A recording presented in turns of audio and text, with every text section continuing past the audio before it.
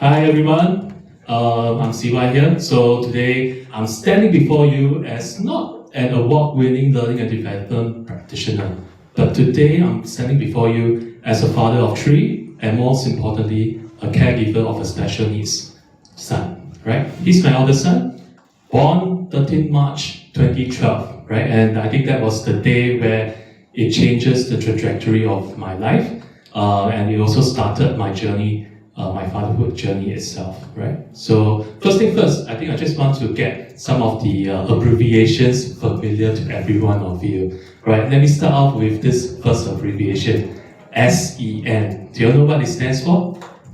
SEN, Special Educational Needs, right? So this is a call out to my SEN support group itself, right? That I've also shared my intention to speak today itself, and they were very encouraging. And this is very important because for us as caregivers of SEN children itself, we do have very different lived-in experiences, right? Next, I'll share with you my son's diagnosis in abbreviations. ASD, do you know what it stands for? Autism Spectrum Disorder, right? That's the first one. Second, ADHD, I think this is more commonly known. Attention Deficit Hyperactivity Disorder, right? Third one, ODD. I think some of you will be like, what is ODD?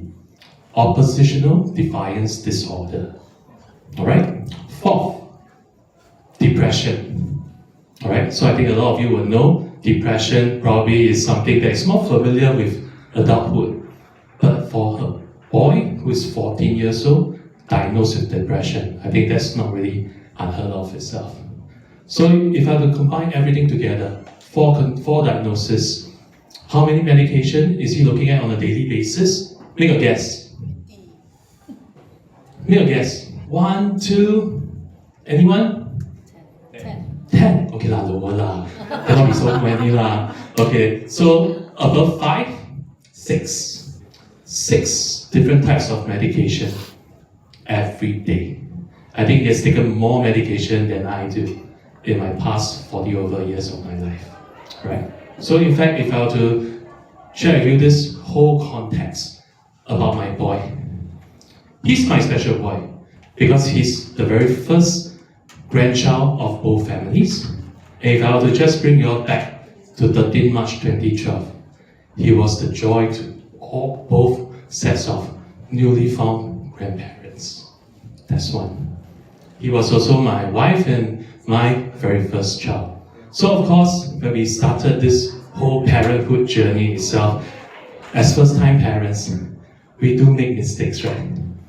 Right? And we also take a lot of advices from the elders, right? And of course, we also will be thinking, is he supposed to behave this way or not itself? And also in terms of the milestones that he's hitting in terms of his age, right? Unfortunately, I think that's where the slippery slope began, right? A lot of the milestones are not hit, right? And in terms of the way he behaves, very different from other kids, right? And as he grows up itself, we began to stumble upon a lot more challenges. Right? And this also means for us as parents itself, right? It's also kind of challenging because as first-time parents, we do not know who to turn to, right? We do not have relatives with the my experience tells me you can do this, so on and so forth. Or some of them, the traditional way of thinking, he will grow out of it. Am I right to say that? Some of you may have heard of that saying. And some of them will even say that, he's just being mischievous, right? With the right parenting approach, he will do better. And how will that feel if you are parents given this type of feedback time and again? Right? Of course, I think this is the part where our journey as parents itself became a lot more challenging, and we didn't get the diagnosis we need. Even when we knock on the door of a public healthcare institution itself, the practitioner did share with us, it's too early to diagnose, right? And it's only until in primary school that we actually officially got him diagnosed. And from then on, it was challenge after challenge because he himself had school refusal issues. He didn't want to go to school, and we practically had to make sure that we kind of homeschool him of sorts to get through his first hurdle in terms of the PSLE, right? So thankfully, he was still very much in that frame where he could still study, right, but with a lot of guidance, one-to-one guidance, and of course, with a lot of incidents in between. And this is where I also will share with you, right, the lows of our parenthood journey, right? I'm sure you all will say that, oh, no, we have a lot of connections. Yes, our connection is of a different type. We get to see the men in blue, police. We get to see the SCDF. We even get to see the hospital staff in IMH, right? To the extent that, because I was the primary caregiver, things happen at home, and to my horror itself, right, there were instances where his ODD, if you all still remember, oppositional defiance disorder, kicks in, right? And it became from 0 to 100, his anger shot up. And that's where, it was the first few brushes of him handling sharp objects at home. And it was to the extent that police have to come in with shields and baton to our house, right? So that's one of the incidents. Second incident, when we ask, how come SCDF is involved? Right? It's because, right, he also threatened to jump off. Right? And this is the part where I think as parents itself, right, for us to go through this incident, right, quite scary, right? Right? And of course, there's also something that is even closer to my heart, which is when he tried to cause hurt to my family members. Right? If you could imagine a sharp knife that is more than 10 centimeters long. Alright? And this was I would say, the darkest periods of our family life, when every one of us, I think we live in the kind of fear. Right? And this is not easy, because how do you actually bounce back when the danger is imminent right in your own house?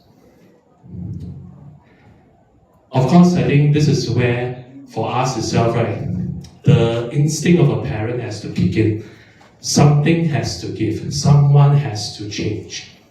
Right? And this is also the part where I've also make it my mission of sorts, right, to really spend a lot more time with him, really put in the time and effort to actually help and guide and support him along the way. And in this case, of course, right, if I were to fast forward to today, where he is, right, he has reached secondary school education, tried secondary school, didn't work out, went to international school on pathway 2, didn't work out as well. So now he's actually in the midst of transiting to homeschooling, right? And of course, I think one is also particular with the previous speakers itself, especially I think if I were to hear Dr. Jennifer with regards to what's your dream. I think I will put it simply, my dream as a caregiver of my SCN son is really to share this journey together with him as long as I live. And of course, I think one positive note that I will share with you is, for those who have Straits Times, can you raise your hands? Who has read copies of Straits Times, things like this.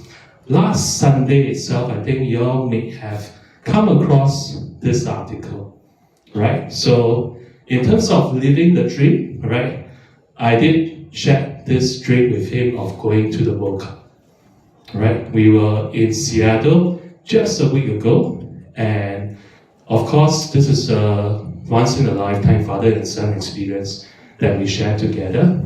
And as a growing teenager, right, he's also learning his way. And for me as a caregiver itself, I also need to know when to learn to let go. In fact, for today's talk, although he's not here at this moment, he is also making his own efforts to find his way here. Right? So hopefully, later on, you all will, if you get to see him, the title is He Ain't Big. Yes, he's taller than me now.